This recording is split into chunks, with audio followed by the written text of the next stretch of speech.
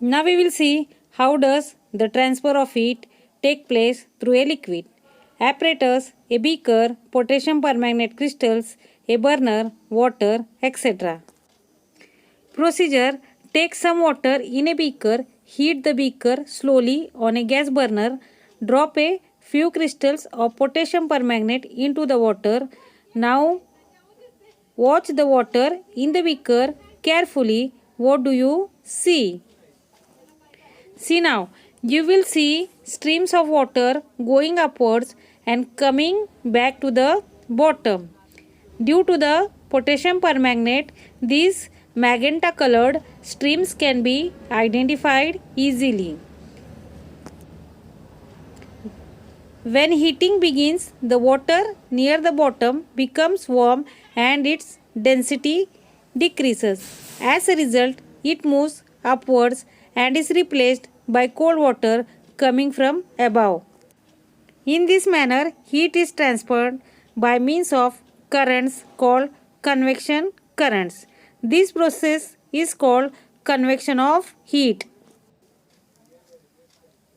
Now we will see the relation between density and convection.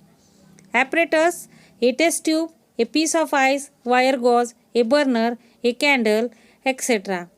Procedure: take some water in a test tube, wrap a piece of ice in a wire gauze and drop it in the test tube. It will sink to the bottom. Now using a test tube holder, hold the test tube at a slant as shown in the figure. Heat the upper part of the test tube. Stop heating when the water starts boiling.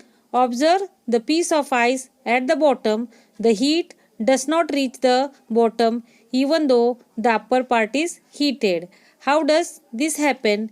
The density of water decreases due to heating. Therefore, it cannot sink and the process of convection does not occur. The heat does not reach the bottom even though the upper part is heated. Now we will see radiation.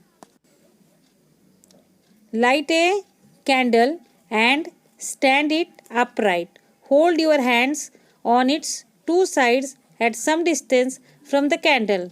Bring them closer. What do you feel? Have you warmed yourself near a bonfire or in the morning sun in winter? The sun is millions of kilometers away from us. There is no air between the sun and the earth's atmosphere is only a thin layer of air close to the earth. Then, how does the heat of the sun reach us? This heat is transferred in the absence of any medium. The transfer of heat that takes place in this way without a medium is called radiation. In the two examples above, heat reaches us mainly by radiation.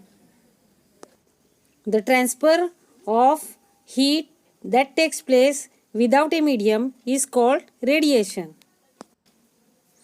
Radiation of heat takes place from many objects in nature such as trees, mountains, stones and roads.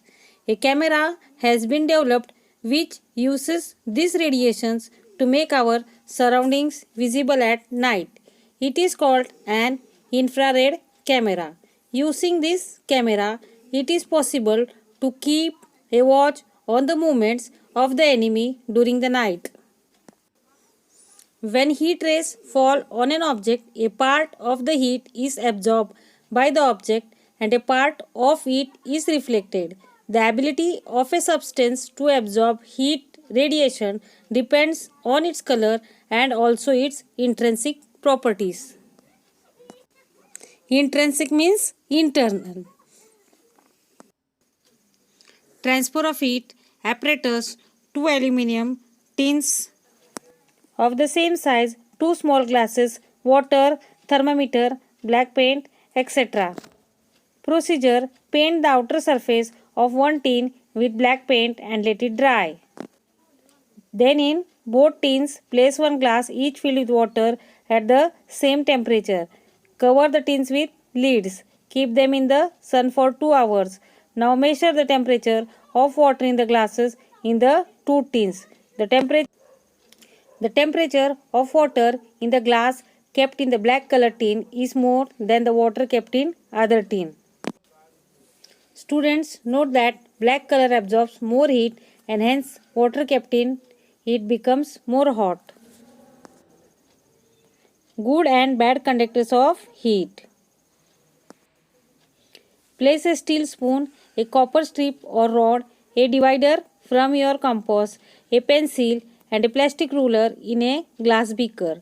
Pour hot water heated up to 60 degree to 70 degree centigrade into the beaker. Wait for a while. Then touch the outer end of each of the objects. Record the observation in the table.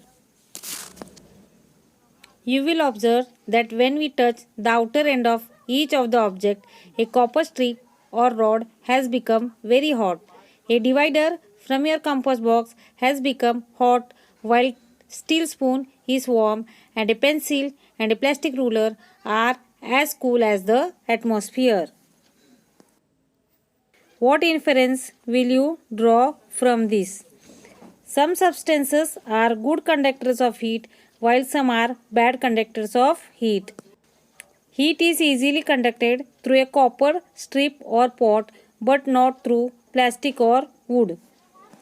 We can hold a glass tumbler or china cup full of hot tea easily in our hand but not so a steel or copper cup if the same tea is poured into them.